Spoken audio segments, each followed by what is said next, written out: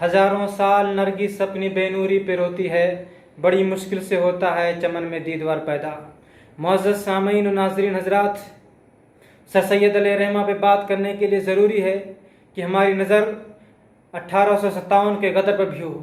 वैसे तो खाना जंगी छोटे छोटे मुख्तलिफ़ शक्लों में 1757 से शुरू हो चुकी थी, लेकिन 1857 के गदर के बाद हिंदुस्तानी मुसलमानों की जो हालत हुई थी, जितनी अमलाकें तबाह हुई थी, जितनी जानें गई थीं, उसका अंदाज़ा सिर्फ़ और सिर्फ मौर्रिख़ के इस कौल से लगाया जा सकता है कि दिल्ली से लेकर मेरठ तक की सड़कों के किनारे कोई ऐसा दरख्त नहीं था जिस पर उलमाए किराम की लाशें न टंगी हों। और बर्बादी की इंतहा तो यहाँ तक आ पहुँची थी, कहने वाले को यह कहना पड़ा, मिट गए तेरे मिटाने के निशान भी अब तो, ए फलक कब और ना हमें मिटाना हरगिज़। सर सैयद अलैहिर्रहमा ने इन हालात को बखूबी न सिर्फ खुली आंखों से बल्कि खुले दिमाग से देखा और सोचा कि एक ऐसी कौम जिसका माजी इतना ताबनाक रहा है, उसका मुस्तकबिल इतना तारीक दिखाई दे रहा है। अगर इस कौम का कोई मुस्तकिल हल न तलाश किया गया तो ये कौम स्वयं तारीख के चंद सफ़ों के और कहीं नज़र न आएगी। इसलिए सर सैयद अलैहिर्रहमा ने उस वक्त कौम की ज़ुबानी का जो इलाज तजवीज़ किया था वो जदीद साइंसी तालीम था, जिसके लिए सर सैयद अलैहिर्रहमा ने सबसे पहले असबाब बगावत हिंद नामी किताब लिखकर न सिर्फ अंग्रेज़ों को मुंह तोड़ जवाब दिया, बल्कि उनको इस हकीकत से भी बावर कराया कि हिंदुस्तान में मुसलमानों की तुमसे मुखालफत की वजह सिर्फ और सिर्फ तुम्हारी नाकारा पॉलिसियाँ हैं। उसके बाद सर सैयद अलैहिर्रहमा ने मुसलमानों को जदीद तालीम की तरफ गामजन करने के लिए साइंटिफिक सोसाइटी का क़याम किया। मदरसतुल उलूम मुसलमाना ने हिंद का क़याम अमल में आया, जो कि मोहम्मद एंग्लो ओरिएंटल कॉलेज की शक्ल में होते हुए अलीगढ़ मुस्लिम यूनिवर्सिटी की शक्ल में आज मौजूद है। सर सैयद अलैहिर्रहमा की अज़मत और उनकी तौक़ीर के लिए सिर्फ इतना कह देना काफ़ी है कि सर सैयद ने उस वक्त हिंदुस्तानी मुसलमानों को न सिर्फ बल्कि पूरी दुनिया के मुसलमानों को इतना बड़ा एहसान अजीम दिया था, जिस वक्त तहरीक शहीदैन भी नाकाम हो चुकी थी, सुल्तान टीपू की तलवार की धार भी कुंद नजर आ रही थी और जामिया अज़हर के इल्म के कंदील का तेल खत्म हो रहा था। ईस्ट इंडिया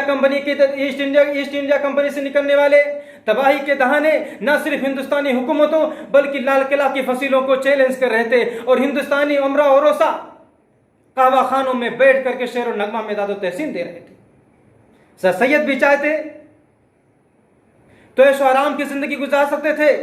लेकिन खुदा के कारखाने में कुछ और मंजूर था। अलीगढ़ को बसाना मकसद था, कौम के बच्चों की जिंदगी को बनाना और संवारना मकसद था, जिसके लिए सर सैयद अलैहिर्रहमा एक रात लेटे हुए थे और जब आसमान में चमकते हुए तारे को देखा तो कहने लगे, मोहसिन मुल्क, मैं अपने कौम के बच्चों को चमकते हुए तारे से भी आगे देखना चाहता हूँ।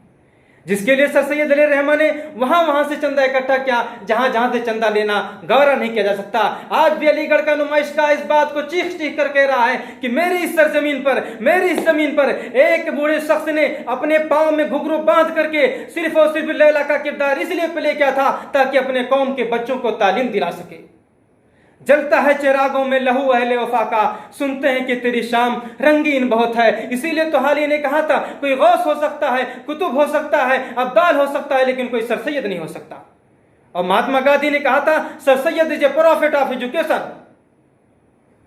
दुनिया उस शख्स के ईमान के कौन सा पैरामीटर तय करेगी जिसने गुस्ताखे रसूल विलियम मेयर का जवाब देने के लिए न सिर्फ अपना घर गिरवे रखा बल्कि बरतानिया का सफर करके खुतबात अहमदिया नामी किताब लिखकर तमाम इल्मी हल्का के लिए एक नुकूश छोड़ के गया कि जब भी एतराज का जवाब लफ्ज में हो तो जवाब लफ्ज में देना, और जब एतराज इल्मी हो तो जवाब भी इल्मी होना चाहिए, और अगर एतराज किताब की शक्ल में है तो जवाब भी किताब की शक्ल में देनी चाहिए। सर सैयद कि हुब्बुल वतनी और हिंदू मुस्लिम इत्तेहाद के इतने बड़े जबरदस्त अलमबरदार थे कि उसके लिए सिर्फ इतना कह देना काफी है कि सर सैयद ने उस वक्त गाय की कुर्बानी पर पाबंदी आयद की थी जिस वक्त हिंदुस्तान में न कोई कमीशन बनी थी, न कोई कमेटी बनी थी, बल्कि इस ज़मीन हिंद पर किसी और की हुकूमत नहीं बल्कि अंग्रेजों की हुकूमत थी। सर सैयद अलैहिर्रहमा ने न सिर्फ तालीम के मैदान में कौमों की रहनुमाई की बल्कि सहाफत का मैदान हो, सियासत का मैदान हो, सहाफत का मैदान हो, खिताबत का मैदान हो, अलगर्ज तर्ज तालीम से लेकर तर्ज जिंदगी तक वो तमाम नुकूश छोड़े हैं जिस पर चल करके कौमों की आबियारी की जा सकती है, नस्लों की परवरिश की जा सकती है। और बिलाकिरो वो सूरज जो 17 अक्टूबर 1817 को दिल्ली में रुनमा हुआ था, 27 मार्च 1898 को अलीगढ़ में जाके गुरूब हो गया और दुनिया को इस हकीकत से बावर करा गया कि जब भी हिंदुस्तान या पूरे बर्रे सगीर के इल्मी नशात सानिया की तारीख लिखी जाएगी तो जिस मुहर्रिक और बानी का नाम लिखा जाएगा वो सर सैयद होगा, सर सैयद होगा, सर सैयद होगा। तुझे कहता है मुर्दा कौन, तुम मर के भी जिंदा हो, तुम्हारी खूबियां बाकी, तुम्हारी नेकियां बाकी।